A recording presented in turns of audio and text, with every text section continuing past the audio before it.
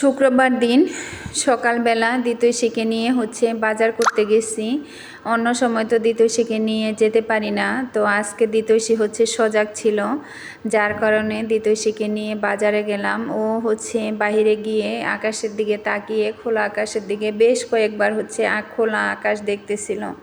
আর ভেবেছিলাম ও মনে হয় বাহিরে বের হয়ে ঘুমিয়ে যাবে, কিন্তু ঘুমায়নি।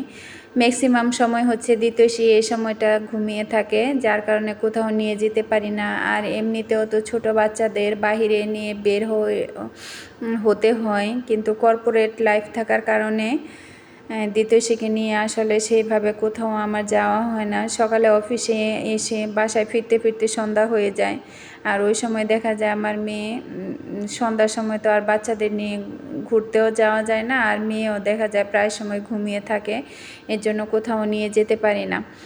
তো এই যে কিছু শাক সবজি বাজার করে নিয়ে আসলাম। কলমি শাক নিয়েছিলাম, লাউ নিয়েছি, আরও কিছু সবজি নিয়েছি। তারপরে বাসায় চলে আসলাম।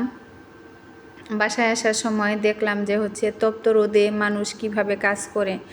জীবিকার সন্ধানে আসলে অনেক কাজই করতে হয়, যেগুলা কষ্ট হলেও কিছু করার থাকে না, কারণ আমরা তো সাধারণ মানুষ, কাজ করে খেতে হবে, বেঁচে থাকতে হলে এই রোদের মধ্যেও কাজ করতে হবে।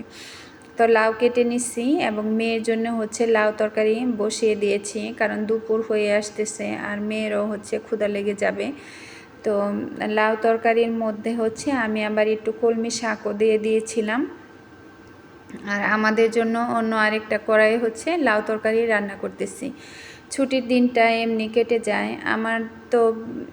আমার থেকেও আরও অনেক মানুষ থাকে, অনেক বেশি ব্যস্ত থাকে, কিন্তু আমার যেটুকু কাজ থাকে দেখা যায় কি কাজ করতে খুব বেশি একটা সময় লাগে না। কিন্তু আমার মেন যে কাজ সেটা হয় যে আমার মেয়ে যতক্ষণ জেগে থাকে আমি আমার মেয়েকে সময় দেওয়ার চেষ্টা করি।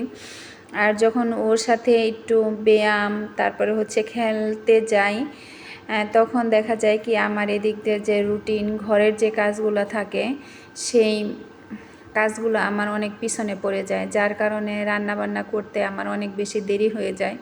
ছুটির দিনে দেখা যায় কি সবাই 1:30-2টার মধ্যে দুপুরের খাবারটা কমপ্লিট করতে চায়, আর আমার তখন আমি মনে হয় সেই 2টা বাজে রান্নাই করতে থাকি।